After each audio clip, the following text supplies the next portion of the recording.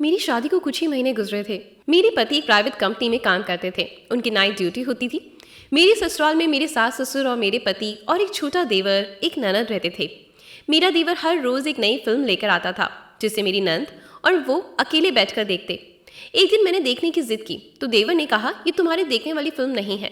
मैं हैरान थी क्योंकि वो दरवाजे को कुंडी लगाकर देखते थे।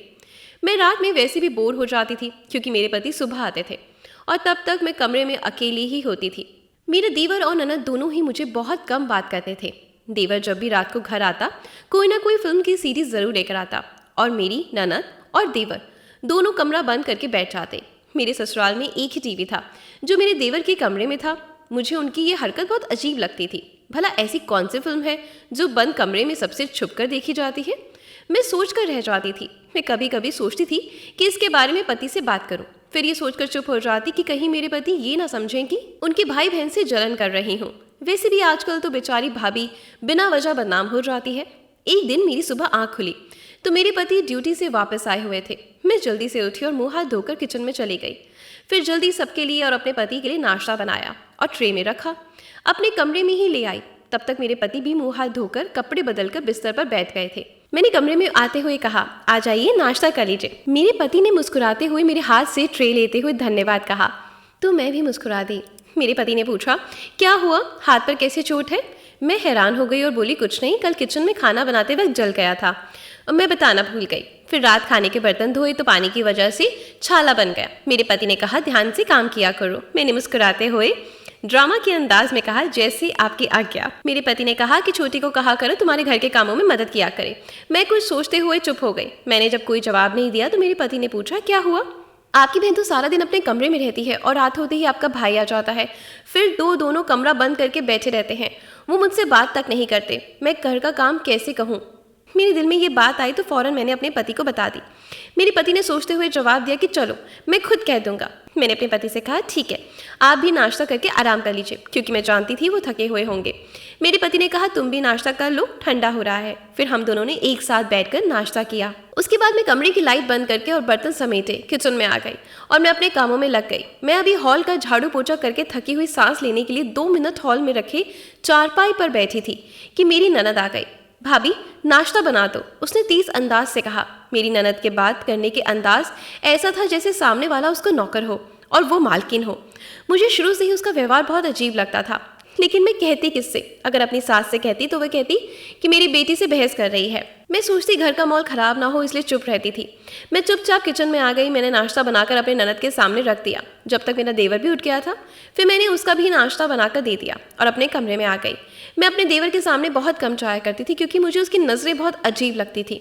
मैं कमरे में आकर बिस्तर पर बैठ गई। मेरे हाथ में बहुत दर्द हो रहा था। मेरी आंखों से आंसू भर आए थे। इतने में मेरे पति की आंख खुली। मेरे पति ने फिक्रमंदी से पूछा, क्या हुआ? मैंने अपने आंसू साफ करते हुए अपने पति को बताया कि वो किचन में काम कर रही थी तो जले हुए पर पानी लगने की वजह से दर्द होने लगा। मेरे पति ने कहा, अरे तुम रहने देती, बिट्टू कर देती, लाओ अपना हाथ दिखाओ। मेरे पति ने मेरा हाथ अपने हाथ में लेते हुए देखा और फिर जिद करके मुझे हॉस्पिटल ले गए। डॉक्टर ने मेरे हाथ पे पट्टी बांधी और साथ ही कुछ दवाइयाँ भी दे दी। हॉस्पिटल से जब मैं घर आई तो घर वैसा का वैसा ही पड़ा था। नाश्ते के बर्तन जो मैंने अपनी ननद और देवर को दिए थे वैसे ही हॉल में रखे थे, टेबल पर पड़े हुए थे। मुझे बहुत गुस्सा आया लेकिन खामोश थी। तभी मेरे पति ने चेयर पर बैठते हुए पूछा, ये बर्तन अब तक यहीं क्यों रखे हैं? मैंने कहा, हॉस्पिटल जाने से पहले आपकी बहन और भाई को नाश्ता दिया था तो वो बर्तन ऐसे ही छोड़कर चले गए। मैं अभी उठा देती हूँ और बर्तन समेट कर किचन में रखने लगी। तुम रहने दो, डॉक्टर ने तुम्हें काम करने से मना किया है वरना चोट नहीं भरेगी। मुझे चेयर पर बैठने का इशारा किया और मैं उनके पास बैठ गई। मेरे पति ने अपनी बहन को आवाज़ दी। मेरे पति अपनी बहन को बिट्टो कहकर पुकारते थे। उनकी शायद शुरू से ही आदत थी, वरना उनकी बहन कहीं से भी बिट्टो नहीं लगती थी। वक्त पर शादी हो जाती तो अब तक छोटे छोटे बच्चों की माँ होती। जी भाई, मेरी ननद मोबाइल चलाती हुई गुस्से के अंदाज में पूछने लगी। मेरे पति ने मेरी ननद से कहा, ये बर्तन समेटकर किचन में ले जाओ और इन्हें धोकर भी रख दो। वो गुस्से से अपने भाई की तरफ देखने लगी। मेरे पति ने कहा, इतना हैरान होने की कोई बात नहीं, तुमने खाया है तो धोकर भी रख सकती हो। वो दोनों अपनी ही दुनिया में मग्न रहते थे, ना ही उन्हें बात करने की कोई तमीज़ थी। जबकि मेरे ननद और मेरे देवर के बराबरी में मेरे पति बहुत ही अच्छे से बात करते थे। मुझे तो कभी कभी लगता था कि मेरे पति की मम्मी ने उन्हें ज़रूर कहीं से गोद लिया होगा या फिर मेरे देवर और ननद को खुद ही सोचकर अपनी ही सोच पर हंस देती थी। शाम को मेरे पति अपनी ड्यूटी पर चले गए तो मैं हॉल में आकर बैठ गई थी। मेरी ननद किचन में थी क्योंकि मेरे पति ने मेरी ननद को सख्ती से मना किया था कि मुझे घर का कोई काम नहीं करने देना। अपने भाई की बात मानते हुए आज वो किचन में खाना बना रही थी। कुछ ही देर बाद दरवाजे पर दस्तक हुई। मैंने पूछा, कौन है? मैंने दरवाजे के पास जाते हुए पूछा। भाभी मैं, मेरे देवर ने कहा, तो मैंने दरवाज़ा खोल दिया। फिर मेरा देवर घर में दाखिल हुआ तो सीधा मेरी ननद के कमरे में चला गया, लेकिन जब मेरी ननद को कमरे में नहीं पाया तो आवाज़ें देने लगा। फिर मेरी ननद ने किचन से आवाज़ लगाई तो वो किचन में चला गया। दोनों आपस में धीरे धीरे कुछ बातें कर रहे थे। मैं हॉल में रखी सोफे पर बैठी हुई थी। मुझे उनकी आवाज़ें सही से सुनाई नहीं दे रही थी। फिर अचानक से मेरे देवर का फ़ोन बजने लगा तो वो कोई सीडी मेरी ननद को दिया और फ़ोन कान से लगाए घर से बाहर निकल गया। मेरी ननद ने खाना पकाते हुए वो सीडी वहीं किचन में रख दी। मैं किचन के बाहर रखी टंकी से पानी ले रही थी, लेकिन मेरी नज़र इन दोनों पर थी। मैं किचन में आ गई। मेरी ननद सब्जी काट रही थी। मैं उनसे बातें करने लगी। वो मुंह बनाए कुछ बातों का जवाब देती और कुछ इग्नोर कर देती। मैंने उसकी नज़रों से बचकर वे सीडी अपने पल्लू में छुपा ली। मैं किचन से बाहर निकलने ही लगी थी कि वो सीडी मेरे पल्लू से निकलकर ज़मीन पर गिर गई। मेरी ननद ने फ़ौरन मुझे देखा। मैंने अनजान बनते हुए पूछा, ये सीडी कहाँ से आई? और वो सीडी उठाई ताकि मेरी ननद को मुझ पर शक ना हो कि मैं इस पर और अपने देवर पर नज़र रख रही हूँ। ये मेरी है, मुझे दीजिए। मेरी ननद झट से मेरे हाथ से वो सीडी छीन ली और जल्दी से वो सीडी लेते हुए अपने कमरे में चली गई। सबने खाना खा लिया तो मेरी ननद और मेरे देवर ने हमेशा की तरह अपने कमरे में कोई फिल्म लगा ली थी और दरवाजे को कुंडी भी लगा रही थी। मैं बोर होते अपने कमरे में चक्कर काट रही थी। फिर अपने घर पर फ़ोन मिलाकर बातें करने लगी और फिर पता ही नहीं चला कि कब आँख लग गई। अगले दिन मैं सुबह उठकर हमेशा की तरह कामों में व्यस्त हो गई। फिर काम पूरा करके कमरे में आई तो मेरे पति ने कहा, जब तक मेरा हाथ ठीक नहीं हो जाता मैं अपने मायके चली जाऊं ताकि मुझे आराम मिले और हाथ जल्दी ठीक हो जाए। मैं जल्दी जल्दी तैयार हुई और बैग में कुछ कपड़े रख लिए और अपने पति के साथ अपने मायके चली गई। मैं सुबह उठी तो मेरे पति की कॉल आ गई। थोड़ी देर उनसे बात की। वो थके हुए थे, सो गए। मम्मी ने मुझे नाश्ते के लिए बुला लिया। मैं नाश्ते के लिए हॉल में आ गई। मम्मी टेबल पर नाश्ता लगा रही थी। फिर हम सब ने एक साथ नाश्ता किया। मैं धीरे से बर्तन समेटने लगी। मेरी बहन ने मुझे कहा, अरे दीदी बैठे रहो, ये काम तो मैं कर लूँगी। मैंने कहा, वहाँ भी तो मैं ही करती हूँ ना, यहाँ भी कर लूँगी। मेरी बहन ने मुस्कुराते हुए कहा, नहीं, कोई ज़रूरत नहीं है, आराम के लिए आई हो तो आराम करना, वरना जीजा जी क्या कहेंगे कि मेरी सास और साली ने मेरी पत्नी को आराम भी नहीं करने दिया। और मेरे हाथ से बर्तन लेकर वो किचन में चली गई। मैं अभी वहीं ऐसे ही बैठी हुई थी। अचानक दरवाजे पर दस्तक हुई। मैंने पूछा, तब मालूम हुआ कि मेरी दोस्त थी जो हमारे ही गांव में रहती थी। उसे मेरे आने की खबर मिल गई। वो मुझसे मिलने आ गई। मेरी दोस्त ने मुझे गले मिलते हुए पूछा, कैसी हो? मैंने कहा, बिल्कुल ठीक, तुम सुनाओ? मैंने मुस्कुराते हुए पूछा। उसने कहा, मैं ठीक हूँ। मैंने उस हॉल में रखे सोफे पर बैठने को कहा तो वो बैठ गई। फिर मैं भी उसके साथ बैठी। मेरे दोस्त ने मुंह बनाते हुए कहा, तुम तो भूल ही गई। मैंने कहा, बस यार, शादी के बाद इंसान घर की जिम्मेदारियों में बन जाता है। वो हंसते हुए बोली, दूल्हे भैया ने रुकने के लिए कैसे भेज दिया? किचन से निकलते हुए मम्मी बोली, वो इसका हाथ जल गया था इसलिए आराम करने के लिए आई है, वरना अभी भी उसे अपनी मम्मी की कहाँ याद आनी थी। मैंने मम्मी को गले लगाते हुए कहा, मेरी प्यारी मम्मी, अब बस करें। मम्मी ने हंसकर कहा, तुम दोनों बैठकर बातें करो, और खुद दोबारा किचन में चली गई। फिर मैं और मेरी दोस्त हम दोनों पुरानी बातों में गुल हो गए। मेरी दोस्त ने कहा, तुम्हें याद है एक पिंकी आंटी हमारे गांव में रहती थी? उन्होंने अपने पति के मरने के बाद मास्टर चाचा से शादी कर ली। मैंने कहा, हाँ मुझे याद है, लेकिन क्यों, क्या हुआ?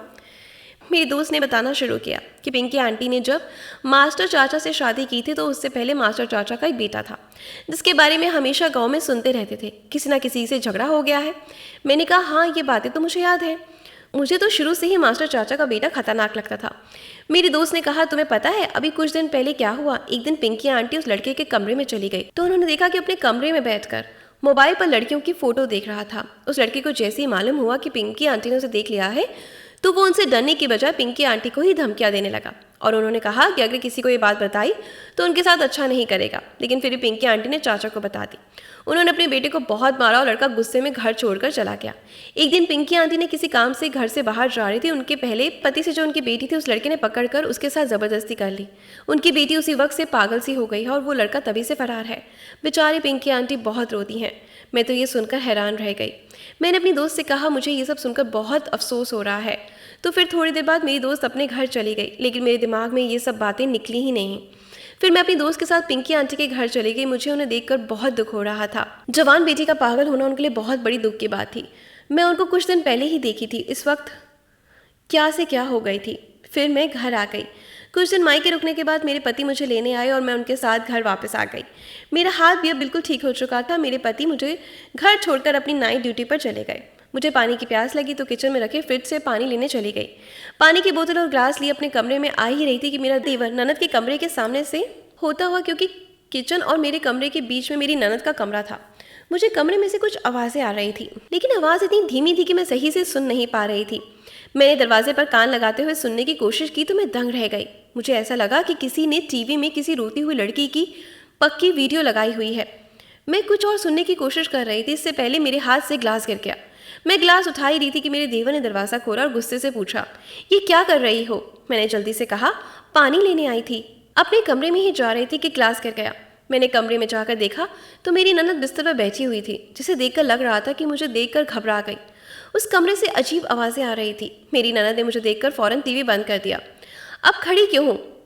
अपने कमरे में मेरे देवर ने कहते हुए मेरे मुंह पर ही दरवाज़ा बंद कर दिया। अजीब बदतमीज़ है। मैं मुंह में बड़बड़ाती हुई अपने कमरे में आ गई। बैठी ही थी कि मेरे पति की कॉल आ गई। कुछ देर उनसे बात करने के बाद मैं सोने के लिए लेट गई। बार बार मेरे दिमाग में अपने दोस्त की बात घूम रही थी। क्या सच में ऐसा हो सकता है कि मेरी ननद और देवर भी कोई गंदी फोटो या वीडियो देखते हों, तभी तो वो मुझे नहीं आने देते? वरना ऐसी कौन सी फिल्म हो सकती है जिसको सबसे छुप कर देखा जाए? लेकिन ये तो कितना बड़ा पाप है ना। लेकिन क्या सच में ऐसा है या ये सब मेरा वहम है? लेकिन ऐसी कोई बात नहीं होगी। इन दोनों की आदत ही ऐसी कुछ अजीब है, अलग रहने की। तभी तो दोनों मुझसे ज़्यादा घुलते मिलते नहीं, और इसलिए ये मुझे अपने साथ फिल्म भी नहीं दिखाते। लेकिन अब मेरे दिल में बहुत सारे सवाल बैठ गए थे। मुझे समझ नहीं आ रहा था कि मैं क्या करूं। ये बातें सोचते सोचते मेरा सर दर्द करने लगा था। मैं नींद की दवा ले ली और सो गई। सुबह उठी तो हमेशा की तरह वक्त पर मेरे पति नाइट ड्यूटी से आकर सो गए थे। ड्यूटी से उनके आने पर मेरी आँख ही नहीं खुली थी। मैं अपने पति को चादर ओढ़ा दी और स्नान करने चली गई। नहा धोकर तैयार हो गई और नाश्ता बनाने के लिए किचन में आ गई। नाश्ता बनाया तब तक मेरे पति भी उठ गए। मैंने साथ ही दोनों के लिए नाश्ता बनाया और ट्रे में रखा। कमरे में आ गई। मैं और मेरे पति नाश्ता कर रहे थे, लेकिन मैं अब तक इन्हीं बातों में उलझी हुई थी। मेरे पति ने पूछा, कहाँ गुम हो? तो मैंने सोचा उन्हें सारी बात बता दूं। लेकिन ये सब मेरा वहम हुआ तो मेरे पति मेरे बारे में क्या सोचेंगे कि मैं उनके भाई और बहन के बारे में कितना गलत सोच रही हूँ। मुझे पहले सब कुछ पता करना होगा, फिर किसी से कुछ कहूँगी। मैंने ऐसा दिल में सोचा और कुछ नहीं कहा। नाश्ता करने लगी। अगली रात मैं उनके आने से पहले ही उनके कमरे में छुपकर बैठ गई, क्योंकि अब मुझे सारी सच्चाई जाननी थी। कुछ ही देर बाद मेरा देवर और ननद कमरे में दाखिल हुए और हमेशा की तरह उन्होंने दरवाजे पर कुंडी लगाई। मैं खामोशी से बैठी हुई थी। मेरे देवर ने अपनी जेब से एक सीडी निकाली और लगाई। मैं फिल्म शुरू होने का इंतजार कर रही थी। क्या ये सच है या सिर्फ मेरा वहम? आज सब मालूम हो जाएगा। लेकिन जैसे उन्होंने फिल्म में देखकर अपनी ही सोच पर शर्म से पानी पानी हो गई। वह फिल्म तो कोई फिल्म नहीं थी, बल्कि किसी जगह की रिकॉर्डिंग थी। देखने से मालूम हो रहा था कि छोटा सा कमरा है जिसमें एक दरवाज़ा और एक खिड़की नजर आ रही थी। उसमें बहुत सारे बच्चे थे, जिनमें सबकी उम्र 5 से 16 साल तक की थी। उसमें लड़के लड़की दोनों थे और वो एक कमरे में पड़े हुए थे। इन्हें देखने से मालूम हो रहा था कि जैसे उन्हें बहुत दिनों से पकड़कर यहाँ रखा हुआ है।